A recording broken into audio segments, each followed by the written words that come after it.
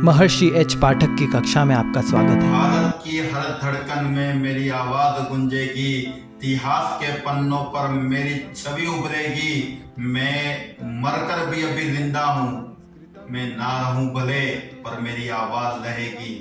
गणित, संस्कृत, वेद, श्रीमद् भागवत गीता, गणाक्षरी और रत्न संजीवनी, ये 6 पॉइंट आज से देने वाला हूं मैं आपको।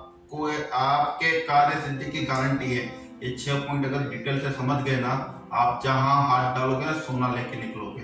6 पॉइंट डिटेल से अगर आप समझ गए तो। नमस्ते भारत, फिर प्रस्तुत हूँ मैं महर्षि एच पाठक आपके मार्गदर्शन के लिए। फालतू की बात नहीं करूंगा, सीधा गणित पे आऊंगा क्विकली। मेरे वीडियो पे फालतू कंटेंट मिलेगा ही नहीं आपको। अगर आपको एंजॉय करना है ना, फालतू देख रहे हैं तो दूसरे वीडियो पे जाओ, इधर से अभी निकल सकते हो। अगर काम की बात सुननी है तो वीडियो को पूरा देखिए। गणित की बात करो। पहला पॉइंट है गणित।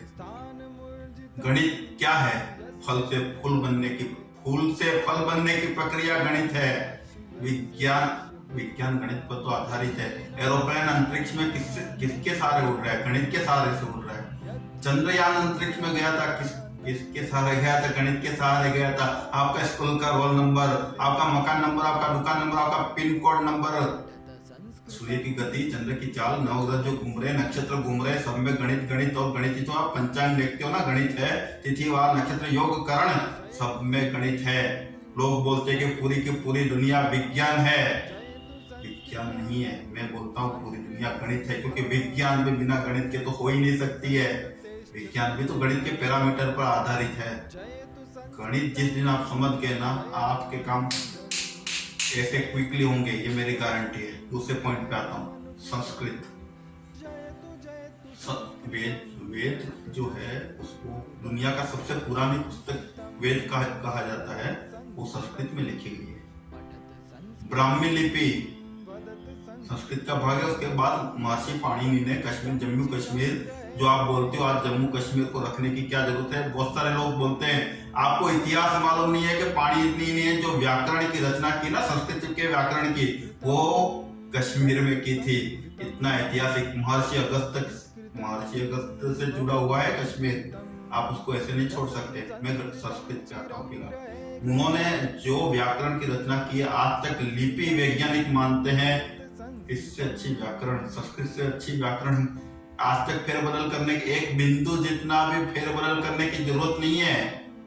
सुपर कंप्यूटर बन रहे हैं, आपको मालूम है कंप्यूटर में सबसे अच्छा एल्गोरिदम संस्कृत में बना है। और सुपर कंप्यूटर बन रहे हैं जो अब संस्कृत में बन रहे हैं। भविष्य में आने वाला टाइम संस्कृत का है। आप फटाफट संस्कृत सीखना चालू कर दीजिए, क्योंकि भविष्य में अब अंग्रेजी नहीं चलनी है 26 अक्षर वाली, अब संस्कृत चलेगी।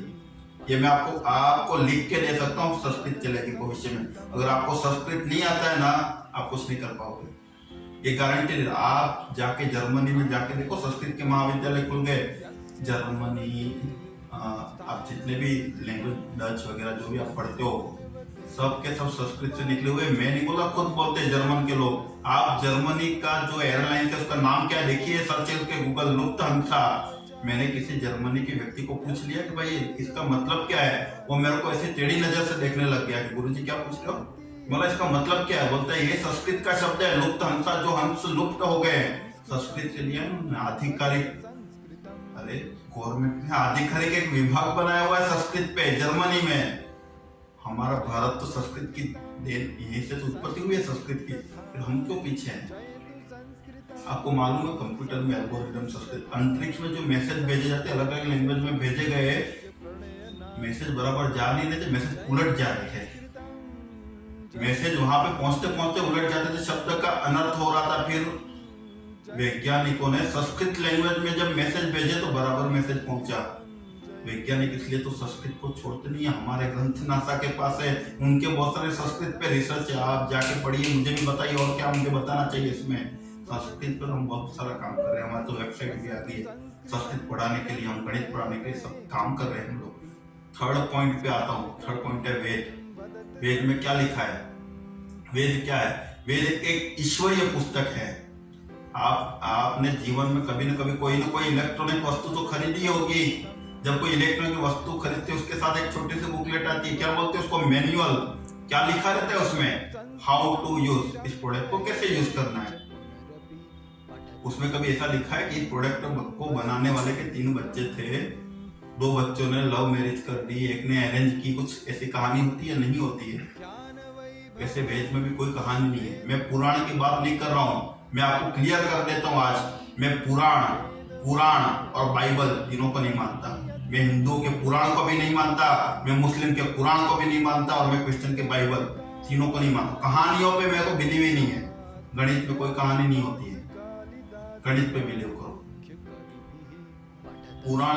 पुराण पे बाइबल पे बिलीव नहीं करना है। वेद की बात करो, वेद से बड़ा कोई ग्रंथ हो ही नहीं सकता है। वेद सबसे पुरानी पुस्तक है, संस्कृत में लिखी गई है। ऊपर मैंने संस्कृत का पॉइंट बताया ना, उसमें लिखी गई। उसमें क्या लिखा है, कब खाना चाहिए, क्या खाना चाहिए और कैसे खाना चाहिए, कब सोना चाहिए, कितना सोना चाहिए और कैसे सोना चाहिए, यहाँ तक कि आपको ब्रश कैसे करना वो भी लिखा हुआ है उसमें। इसके बाद भी अगर आप बीमार पड़ जाते हो तो आपको कौन सी दवाई लेनी चाहिए वो भी वहां पे लिखा हुआ है। आयुर्वेद भी तो वेद का ही भाग है, वहीं से निकला है। विमान शास्त्र, एरोप्लेन बनाने की विधि, विमान शास्त्र वहीं पे लिखा है। वहीं से महर्षि दयानंद सरस्वती ने एरोप्लेन बनाने की विधि दी थी तलपड़े जी को, और वहीं से तो चोरी की उन्होंने। नाम में नहीं लूंगा किन्होंने चोरी की, जिन्होंने एरोप्लेन बनाया उन्होंने चोरी की हमारी विधि। आप गूगल पे जाके देख लीजिए, सब मिलेगा आपको।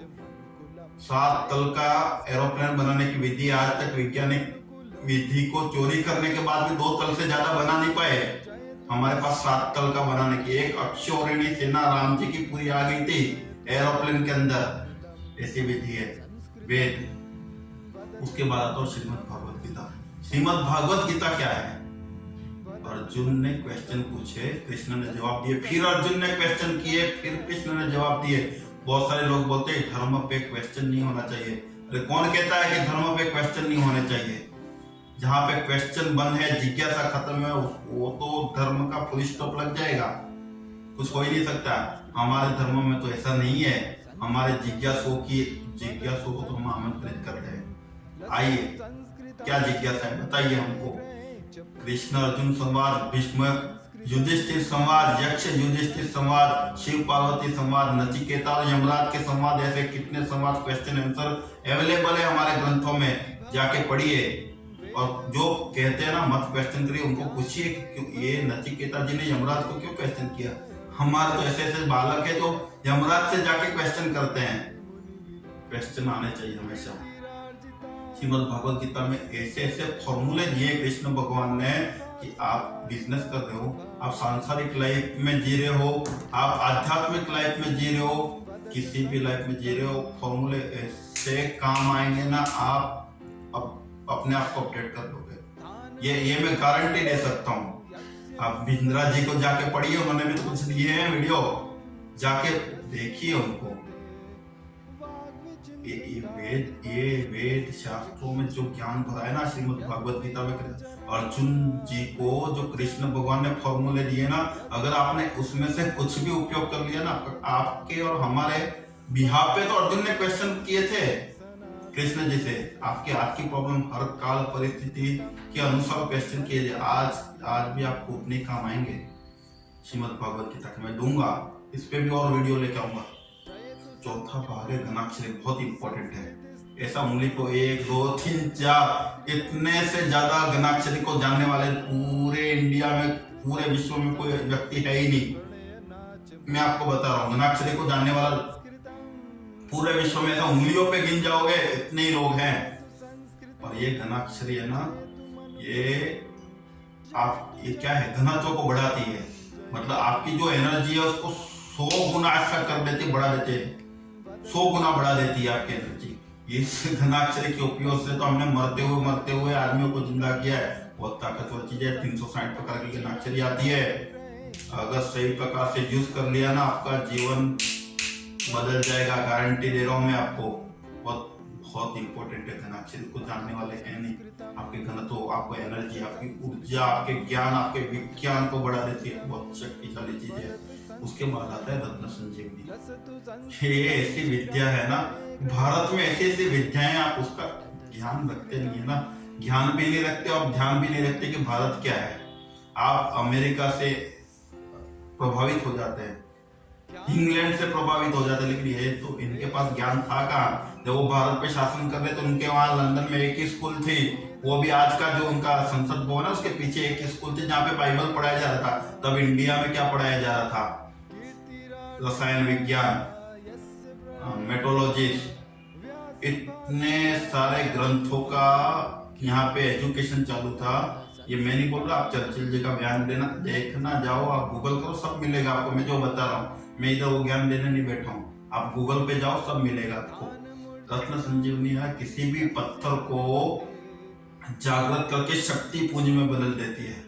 मतलब एक तरीके से उस पत्थर को चमत्कारिक बना देता है। आपने इतिहास में, आपने कहीं कहानियों में सुना होगा चमत्कारिक पत्थर। चमत्कारिक पत्थर पैदा नहीं होते थे, उनको बनाया जाता था। रत्न संजीवनी की विद्या का उपयोग करके आज भी किया जा सकता है। अगर रत्न संजीवनी के साथ कनाक्षरी को मिक्स करो और सही तरीके से उपयोग करो, आपके लिए अलग दिन का जिन बन जाएगा। रत्न ऐसा ऐसा घिसोगे काम होगा। कितने लोगों को करके बताया मैंने। जाओ आप उपयोग ये सब चीजों का करके देखो। अगर आप इन सब पॉइंट पे डिटेल में वीडियो चाहते हो ना, मतलब आप गणित को डिटेल से समझना चाहते हो, आप संस्कृत पे डिटेल से वीडियो चाहते हो, वेद पे चाहते हो, आप श्रीमद् भागवत गीता पे चाहते हो, गणाक्षरी या रत्न संजीवनी पे एक एक डिटेल से वीडियो चाहते हो ना, मुझे बताइए कमेंट करके। मैं एक एक डिटेल से वीडियो लाऊंगा आपके लिए। अगर आपको ऐसे वीडियो पसंद आ रहे हैं तो भी हमको बताइए, क्या जानना चाहते हो वो भी कमेंट करके बताइए। और दूसरे वीडियो लेके आता हूँ ना, तब तक सुरक्षित रहिए, खुश भी रहिए। आप भारत पे गर्वान्वित महसूस कीजिए ना आप, और ऐसे दिल पे हाथ रख के बोलिए वंदे मातरम। जय हिंद। ग्रहे ग्रहे च पुनरपि पठत संस्कृतं वदत संस्कृतम्।